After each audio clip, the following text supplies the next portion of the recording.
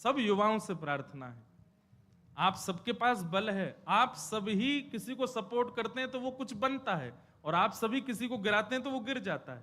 तो हमारा नाम जब साधन सब व्यर्थ हो जाएगा। अभी कुछ जो हमारे आजकल के लोग हैं ना, कुछ वेस्टर्न कल्चर को फॉलो करने वाले, अब वो वृंदावन की तरफ रुझान तो रखते हैं, पर रुझान किस लिए रखते हैं, उसमें भी व्यापारी दिखते हैं। कोई ऐसी कंपनी है जिसने अपने वस्त्रों के बेचने के लिए हमारी ब्रज की लीलाओं का भाव रखा। एक विचार करो मन में, हरिराम व्यास जी की एक पंक्ति में लगभग हर कथा में गाता हूं, और उस पंक्ति में एक बात हरिराम व्यास जी कहते हैं, जहां श्री राधा चरण रेणु की कमला लेत बलैया। कमला यानी कि लक्ष्मी को भी किशोरी जी की स्वच्छंद बलैया लेने का अधिकार नहीं है। किशोरी जी भी जब उठ करके चली जाती हैं तो उनके अंकित चरण रज की बलैया लेती है लक्ष्मी। उन किशोरी जी को आप किस रूप में दिखा रहे हो? और ये फिल्म वाले लोग ये पहली बार नहीं, हमेशा ही करते हैं। राधा रानी के नाम पर कुछ भी बोलते हैं, ठाकुर जी के नाम पर कुछ भी कहते हैं। पाप नहीं, ये महापाप की श्रेणी में आता है। असंख्य गौ हत्या का पाप लगेगा इन सब कार्यों को करने से, असंख्य ब्रह्म हत्या का पाप लगेगा ठाकुर जी की लीलाओं को छेड़ने से। हमारे वृंदावन में कितने कितने कितने भाव से किशोरी जी की सेवा। बिहारी जी विराजन है, किशोरी जी कहां है? गादी जी के रूप में ऊपर से घूंघट करके विराज रही हैं। राधा वल्लभ जी में चूड़ामणि के रूप में विराजमान है, घूंघट करके विराज रही हैं। राधा वल्लभ श्री राधा रमण जी में नाम रूप से विराजमान है, चूड़ामणि घूंघट करके विराज रही हैं। जहां किशोरी जी के दर्शन का अधिकार मुझको और आप सबको नहीं है, वहां किशोरी जी को किसी को भी किसी प्रकार के वस्त्र धारण करा करके आप स्वरूप प्रकट कर दो, ये अच्छा तो नहीं। और केवल वैसे तो कभी लीला सुनी नहीं, वैसे तो कभी कथा सुनी नहीं, वैसे तो वृंदावन भी नहीं आए हैं कभी, किशोरी को जाना नहीं, सखियों को जाना नहीं। उनसे पूछ लिया जाए कि अष्ट सखियों के नाम ही बता दो, नहीं जानते। अष्ट सखाओं के नाम ही बता, केवल अपने व्यापार को बढ़ाने के लिए किशोरी जी और ठाकुर जी के भावों को ले रहे हैं। किशोरी जी और ठाकुर जी तो बड़े दयालु हैं, बड़े कृपालु हैं, कुछ नहीं कहेंगे। पर ये जो अष्ट सखियां हैं ना, और ये इनके चरणों के सदा दास बने हुए जो नक्षत्र आदि हैं, किसी दिन ये कुंपित हो गए तो ऐसे मुंह के बल घेरेंगे कि उठ नहीं पाएगा कोई।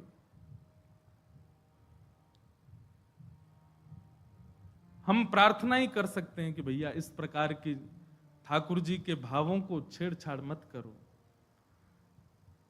हमारे वृंदावन में 40-40, 50-50, 60-60 साल व्यतीत कर देते हैं महापुरुष। मधुकरी पाते हैं, यमुना जल में स्नान करते हैं, सर्दी गर्मी कुछ भी हो फिर भी भोर में मंगला करने के लिए जाते हैं। इतना शुद्ध भाव ठाकुर जी और किशोरी जी के प्रति रखते हैं, तब भी जाकर के राधा तत्व को पहचान नहीं पाते। और आप लोग कभी कथा नहीं सुनते, कभी लीलाएं नहीं जानते, कभी वृंदावन नहीं आए, और सीधे केवल अपनी वस्तुओं को बेचने के लिए ठाकुर जी का आश्रय लेते हैं। जितने भी युवा श्री किशोरी जी के आश्रित हैं, जितने भी युवा वृंदावन से जुड़े हैं, बड़े बूढ़ों को हम तंग नहीं कर रहे, युवाओं से कह रहे हैं, जितने भी युवा वृंदावन से जुड़े हैं, जितने भी वृंदावन के भाव से जुड़े हैं, वृंदावन का प्रसाद एक बार भी जिह्वा पर धारण किया है, किशोरी जी का नाम उच्चारण करते हैं, उर्धपुंड ब्रजरज अपने माथे से लगाते हैं, सब लोगों से हमारी प्रार्थना, आपका नाम जप, आपका व्रत, आपकी एकादशी, आपका वृंदावन आगमन सब व्यर्थ हो जाएगा यदि इसका विरोध नहीं किया तो। किशोरी जी के भाव में सब लोग आगे आइए। कुछ दिन पहले भी विवाद हुए थे, परंतु ये ज्यादा है। ये नहीं तो हमारे फिल्म जगत के लोग तो कभी भी कुछ भी करते हैं, राधा रानी पे ऐसे ऐसे फूड़ गीत भी बना देते हैं, उनके स्वरूप को कुछ भी दिखाते हैं। हम सत्य बताएं, मंच से पहली बार कह रहे हैं, आज तक श्री रामानंद सागर जी के द्वारा बनाई गई रामायण और पुरानी जो महाभारत थी उसके बाद जितने भी राधा कृष्ण या कोई भी ठाकुर जी के नाम से सीरियल भी बने हैं ना, किसी में रुचि नहीं आई आज तक, क्योंकि वो रूप आया ही नहीं जो आना चाहिए था। और हम एक और घोषणा करें। जैसे भक्ति पथ है, ऐसे भक्ति पथ हम तो प्रयास कर रहे हैं अपनी तरफ से जितना हो सके। आज इतने युवा बात मानते हैं, एक बार कुछ भी कहते हैं फॉलो करते हैं तुरंत। सब युवाओं से प्रार्थना है, आप सबके पास बल है, आप सभी किसी को सपोर्ट करते हैं तो वो कुछ बनता है, और आप सभी किसी को गिराते हैं तो वो गिर जाता है। कम से कम दुनिया को कुछ भी करने दो, ठाकुर जी की लीला, ठाकुर जी के भाव, ठाकुर जी के स्वरूप को यदि कोई इस प्रकार से दिखावे तो उसके आगे हाथ भी नहीं जोड़ने, उससे प्रार्थना भी नहीं करनी, उससे जिज्ञासा भी नहीं करनी, सीधा उसको नीचे गिर दो। नहीं तो हमारा नाम जब साधन सब व्यर्थ हो जाएगा। इसलिए भैया आप सब युवा जागृत होइए, इस विषय पर थोड़ा ध्यान दीजिए। कुछ दिनों के अंदर अगर ये नहीं समाप्त होता है तो फिर इसके लिए कुछ और नियम कड़े वृंदावन से उठाए जाएंगे, किया जाएगा कुछ ना कुछ, क्योंकि ये स्वीकार तो नहीं किया जाएगा लंबे समय तक। हमारी किशोरी जी का स्वरूप, उनके रूप लावण्य, सखियों को क्या जानते हैं हम लोग? कौन है ललिता जी, कौन है विशाखा जी, कौन है ये सारी सखियां?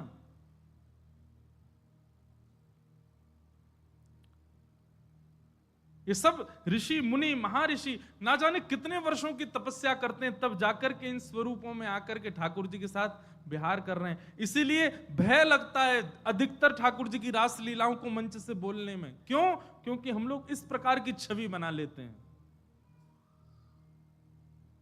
जिन किशोरी जी का रूप देख करके, अरे जिन किशोरी जी के नख चंद्रिका को देख करके मानव के चित्त से भयंकर रोग काम नष्ट हो जाता है, उन सखियों को आप उस रूप में दिखा रहे हो। इसीलिए तो हमारे यहां की रसोपासना को बार बार आचार्यों ने कहा, इसको गोपनीय रखो, इसको गोपनीय रखो, इसको गोपनीय रखो, इसको सबके सामने मत बोलो। संसार के लोग बड़े विचित्र हैं, ये किसी भी रूप में दिखा सकते हैं, किसी भी रूप में चिंतन कर सकते हैं।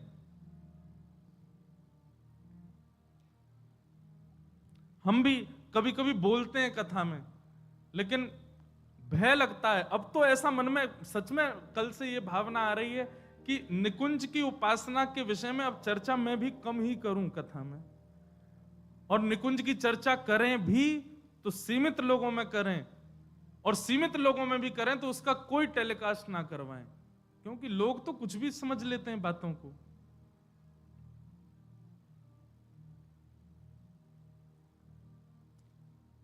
इसलिए भैया जितने भी युवा यहां सुन रहे हैं या लाइव में सुन रहे हैं या कहीं भी सुन रहे हैं, पूर्ण विरोध कीजिए। ये जो भी ब्रांड है या जो भी लोग हैं, जो भी इस प्रकार के ठाकुर जी के रूप पर, नाम रूप लीला और धाम, इन चारों पर यदि कोई भी दुष्प्रचार दुष्प्रभाव करे तो अपने माथे का तिलक मिटा दीजिएगा, अगर आप उसको ना रोक सकें तो।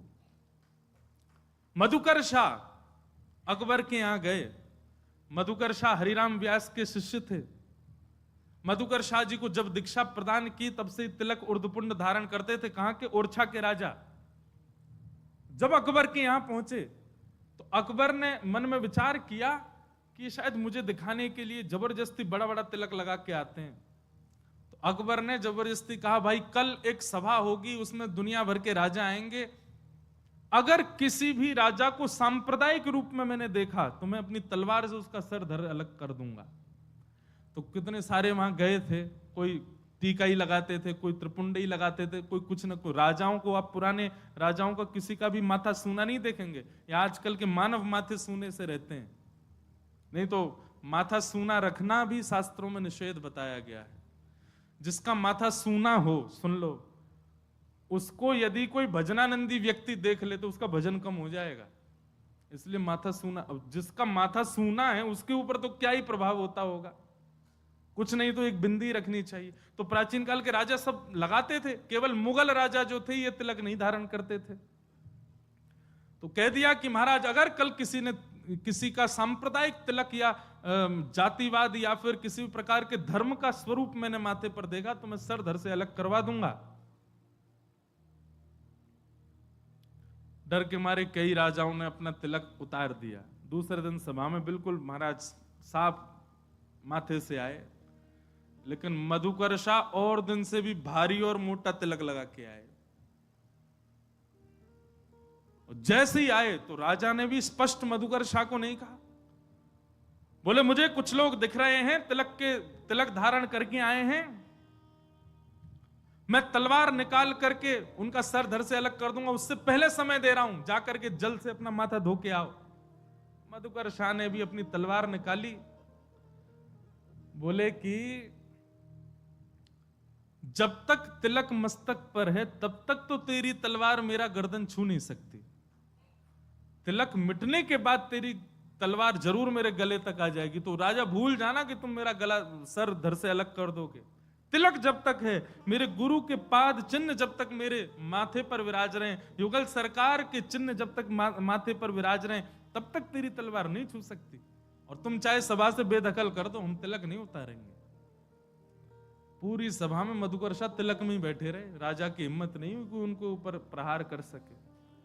तो तिलक है, नाम है, लीला है, रूप है।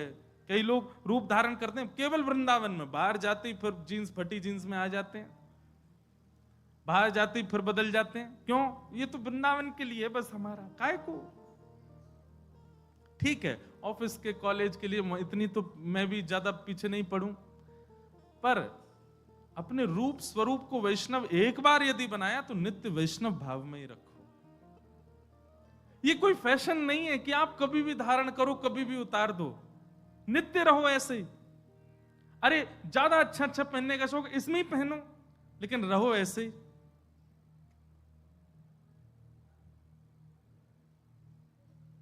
इसलिए भैया इन कुछ बातों पर ध्यान रखो और इसका पूर्ण विरोध करो। कुछ दिन में अगर ये चीज समाप्त नहीं हो तो फिर हम कुछ और बताएंगे क्या करना है।